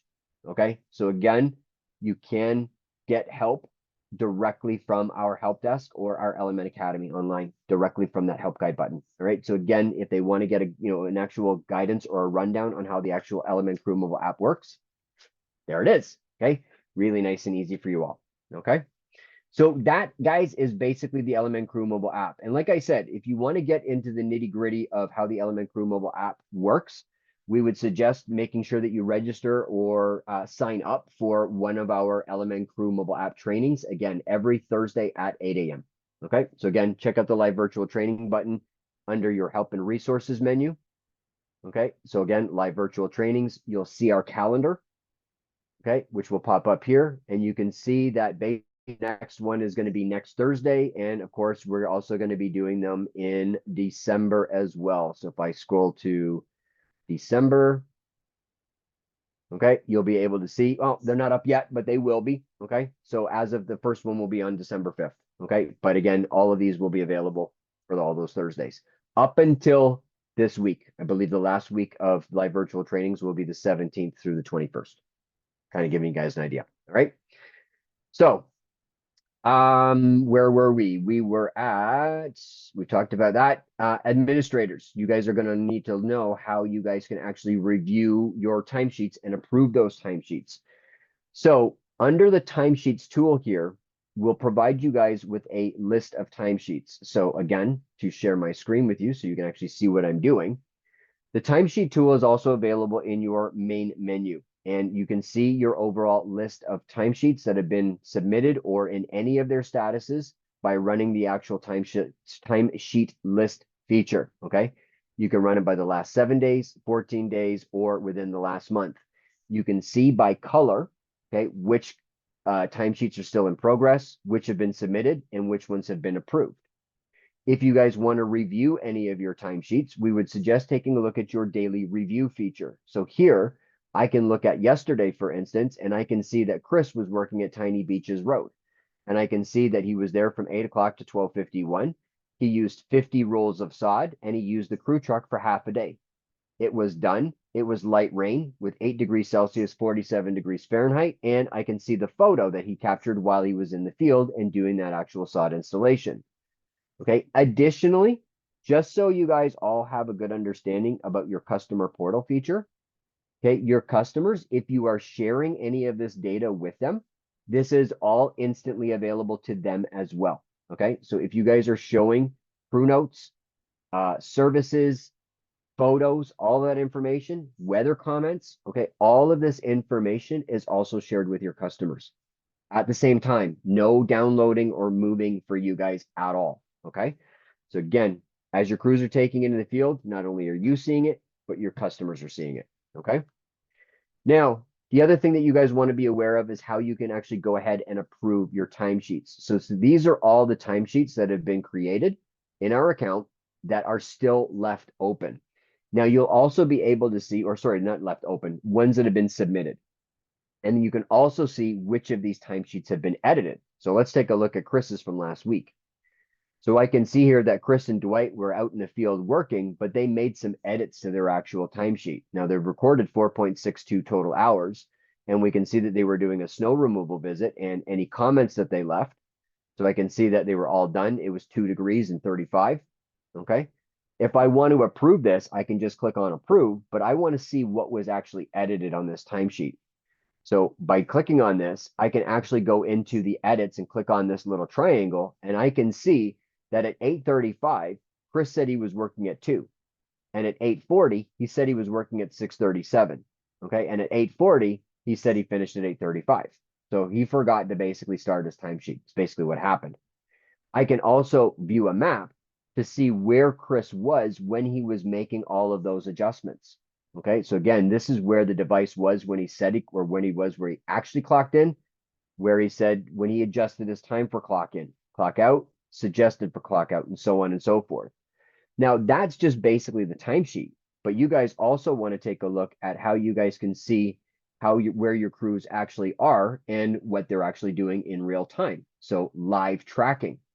So the live tracking feature in LMN will allow you guys to basically see where your crews are at any given time. So again, I can see where any of my crew leads are by my job groups.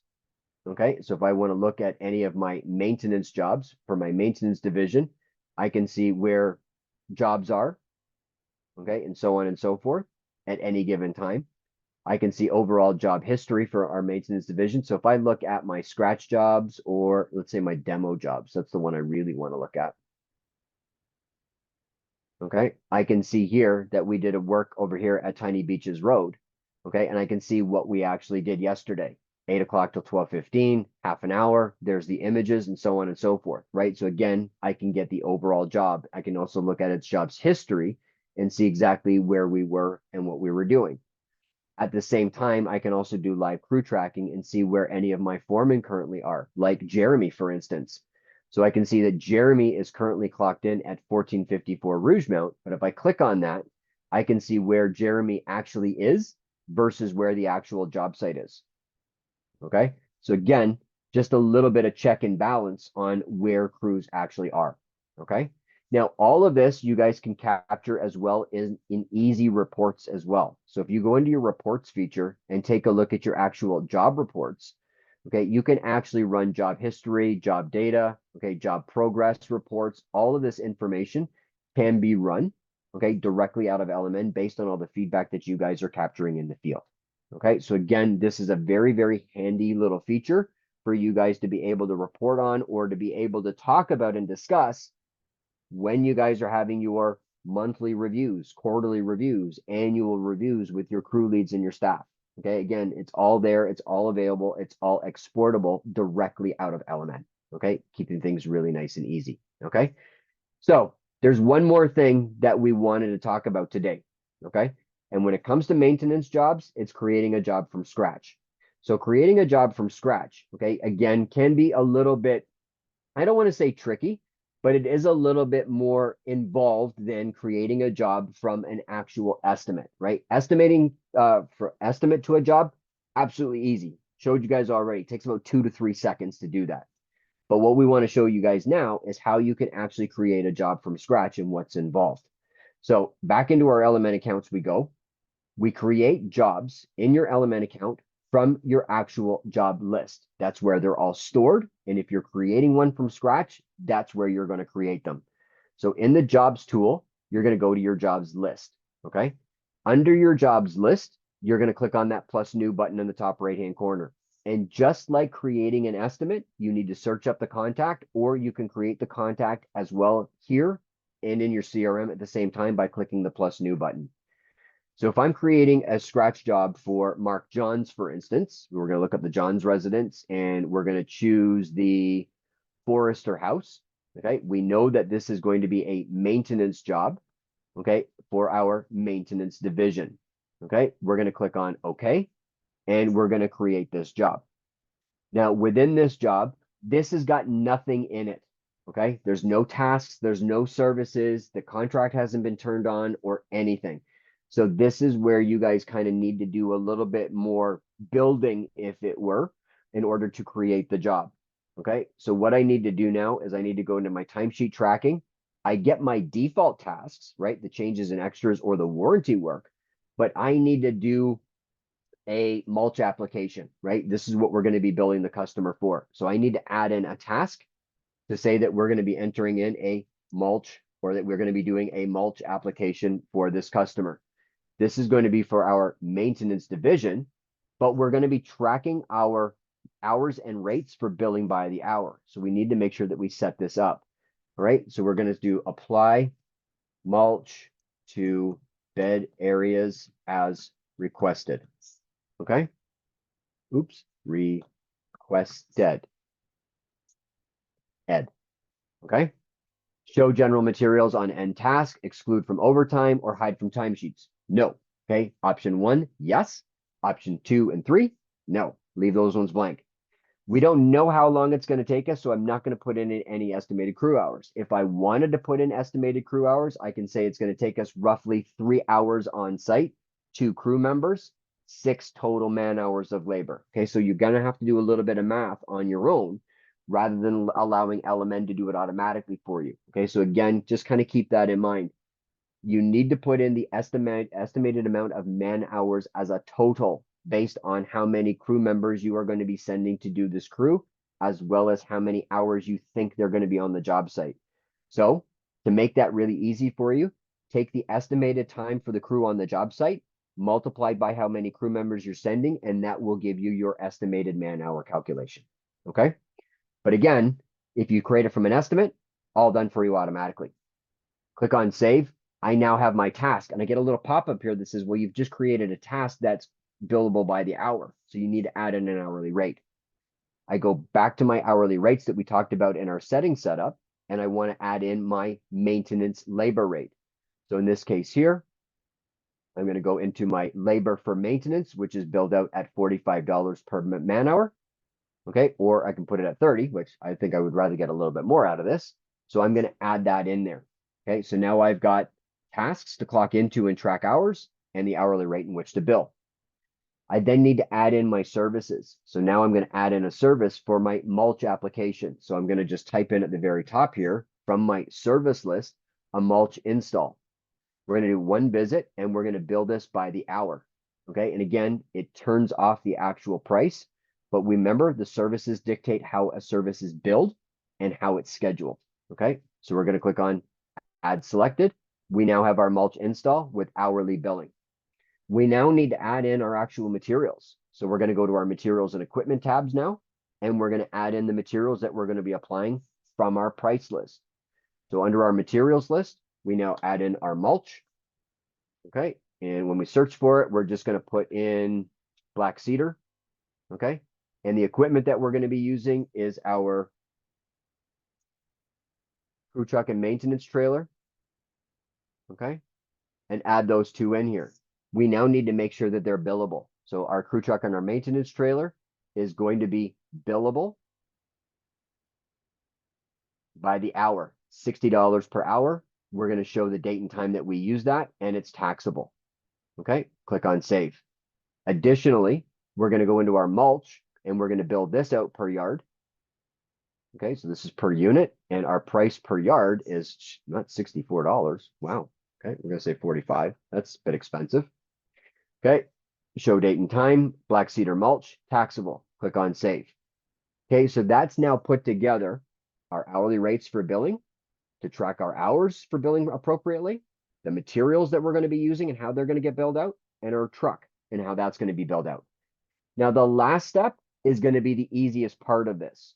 Okay, going to your invoicing and turning it on for billing. When you go to your invoice activation, because this is not a monthly contract, we don't need to set up a billing schedule, but we still need to turn this on for billing purposes. So by clicking on the invoice activation button and then clicking on set up the job for invoicing, just select the date-based invoicing option and you're done. Okay, that's it. Okay, you don't even need to click on save. Okay, the moment you've done this, it's automatically set up. The only thing that you're going to need to adjust on this page is that the default cost code so that it tracks properly and that your payments are taxable. Okay, really straightforward, really easy. Click on save then, and you're good to go. That's it. Okay, that's creating a job in Scratch. Now, some other ways to keep your jobs organized in LMN is by using something in your actual LMN account called a job grouping. Again, it just keeps your jobs organized for you. Now, job groups in LMN can be used in two different ways, or there are two different types of job groups that you can create. There's a standard list of jobs or a standard job group type that you can create, and we would recommend that you use those for divisions or overall types of work. So for instance, all of my maintenance jobs would go into a standard job groups labeled maintenance. Straightforward. I could also create routed job groups. So that way I know exactly that all of these jobs are in optimized route, okay? Or they can be put into a route for snow removal work, okay?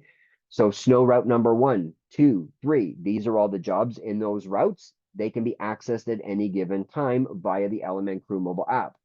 When your crews are starting their day, they're asked to either clock into what they've got scheduled for them, a particular job, or a particular route or group. This is where this comes into play. So to create your job groups in your LMN accounts, okay, and you guys can create as many as you want, and a job can be part of any group that you need it to be part of. So it's not one-to-one, okay, it can be part of whatever groupings you want it to be in. But your job groupings can be found here under the jobs menu. So under the jobs menu, you can create as many different job groups as you want. Now, I've already created a scratch job group, which is a standard list of jobs, right? So 63 and 54 Williams. I'm going to take both of those out for now. And I would want to add in this new job because we just created it from scratch. Okay. So again, I could just add that in here by searching it up in this tool here. That's one way of doing it. So I'm going to save and close this off. Or I can go into that job that we just created, okay, by filtering it from the date we've created at 63 Forester. Okay, so here's that one that we just created for that sod or for that mulch application. I'm going to go into the info and settings, and I'm going to apply it to my scratch job group. Add to groups. It's part of my scratch job group. It's part of my maintenance division job group, and so on and so forth. So I can put it into different groupings so that I can report on it a little bit later on.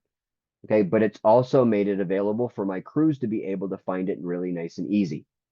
So again, when you guys are using job groups, most of the LMN reports that are available in our reporting tool can be filtered by either an individual job or a grouping of jobs by the actual job group. And of course, your foreman can clock into jobs via job groups as well, right? So keeps things really organized and really, really easy for you guys moving forward. So as far as job creation is concerned, there's only one more thing that I really wanted to show you guys. So if you can stick around with me for a couple minutes, just in case we go over. I know we still have a few more minutes before we're scheduled to end this session. But again, there's a couple more things that I wanted to kind of go through or kind of show you before we actually, end our session today. And the first thing that I wanted to show you guys is that with maintenance jobs, there are a couple additional features that you guys can use from the actual job list itself to make things really easy for you. And this could also help you guys when you guys are creating jobs from scratch or individual jobs that are not coming from an original estimate. It's the ability for you guys to be able to update your jobs in bulk, okay? And by using our update jobs feature, it will allow you to add tasks, add services, edit tasks, edit services, add in hourly rates, and so on and so forth to a bunch of jobs all at once rather than doing them one at a time. So how exactly does this work? Well, let's take a look at it. So again, back into our LMN account. I wish I kind of had like one button solution to kind of get me back and forth, but it is what it is. If I go into my job list, okay, and I search by all my jobs in my maintenance job group, for instance, okay, so I'm going to skip my first one. I'm going to go down here to my maintenance job group that I've got down here. Maintenance route, where's our maintenance job group? It's been moved. So let's use a different job group. Let's use our storm cleanup job group, our cleanups, our fall cleanup job group. Okay. So here's a job group of all of our fall cleanup services all in one grouping, right? So these are all the ones that we've got to do for 2024. Really nice and easy. I have the ability to update all of these jobs at once by selecting them and then clicking on the update jobs feature. Okay. When I do this, I can make them active, make them inactive, or I can renew them. Okay. Now that's one way of doing things. We're going to talk about renewing jobs in a moment. We first want to talk about the update jobs tool. So again, if I select that same fall cleanup group, okay, and I want to add in an additional service or a task, okay, that task name could be changes and extras, for instance, okay, there's all my jobs. Now, again, by clicking this set all row, it now gives me the option that anything that I add to this job can be basically added in. Now, I actually want to delete that same task from this job. So again, if I do this and select them all, I can delete the task from all of those jobs in one shot. Okay. If I wanted to add it back in, okay. And again, I want to use the set all row, the changes and extras tab. There it is. Changes and extras, select the cost code for our maintenance division. It's hourly rate. Okay. We're not going to hide it from the timesheets and so on and so forth. Now I can also add in an hourly rate for those jobs. Okay. Which is basically just maintenance labor. And it's going to be labor maintenance rate. And if I want to make an adjustment from $45 to $60, I can add all that in there as well. Set all, add selected. So now I've added a changes and extras task and an hourly rate to all those jobs at once. Now, for those of you that are doing maintenance work or maintenance contracts or multi-year contracts, one of the other things that you guys can do in your accounts is renew jobs. So once a job has been completed for that particular season, we would recommend that you deactivate that job. So once that job is deactivated from your job list, you would be able to find that job in your inactive job list. We would still recommend that you keep them in a job grouping so that they're easy to find for you and organized. But again, what you guys can do at that point, okay, and let's just say no groups for now. Okay, these are all my inactive jobs. If I wanted to renew this maintenance contract from last year to this year, I could select that job. I can select this job. I could select any maintenance job that I wanted to, and I can click on the update jobs feature and renew jobs feature. What this will allow me to do now is not just renew one job, but I can renew multiple jobs. So it would not be a bad idea if you guys had a job group for multi-year contracts. That way, all of those customers are going to be in one group. When you deactivate them, they'll still be in that group, and so on and so forth. But the other thing too is, okay, you want to deactivate the old jobs, replace the text in the new jobs so that you know which is for 2024 versus 2025. When you click on next, it will allow you to reset the contract and the monthly contract payment schedule. You can also replace the job from the old job group and put the new one into the job group. And you can also adjust your invoicing groups as well. So again, it's all done in the background for you automatically. So you guys do not have to do any manual manipulation, or you're not doing one job renewal at a time, because that's not going to be efficient for you guys, especially at the end of a seasonal contract period. So again, put all of those customers, deactivate them all, or just leave them in the job group as active.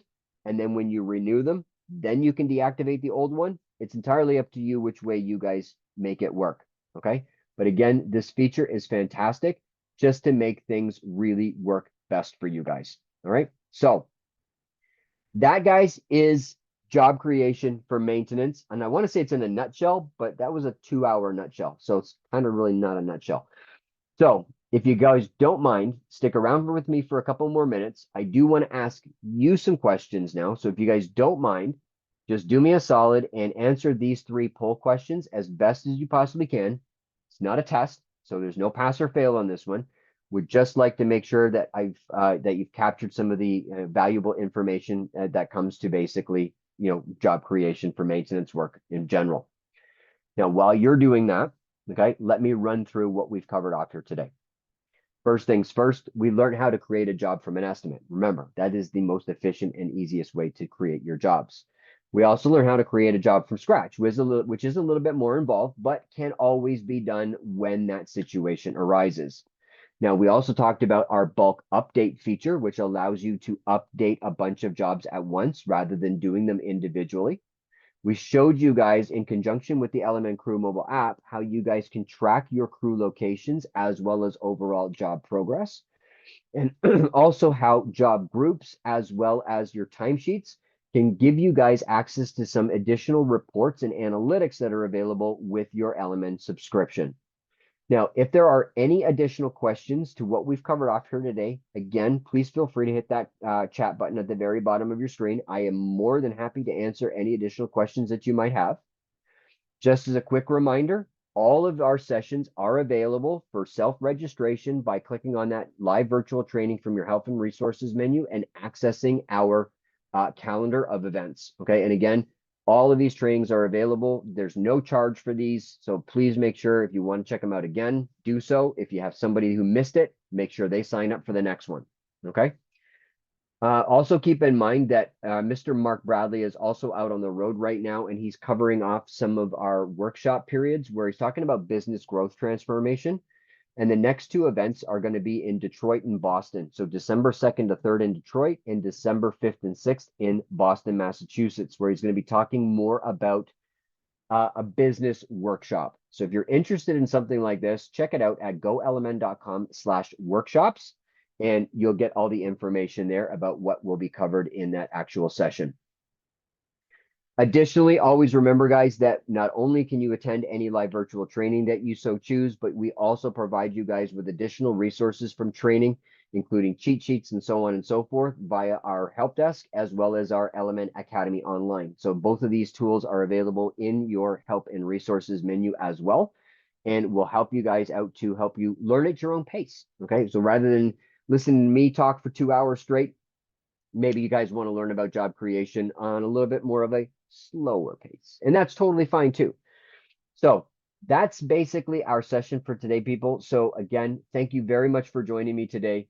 I appreciate all the comments, all the feedback, all the, the applause, the heart icons as well. Do me a favor, when this session closes and I click on the end button, a quick little 2-question survey will pop up. So if you can provide me with any feedback on how you found this session today, I would really appreciate it.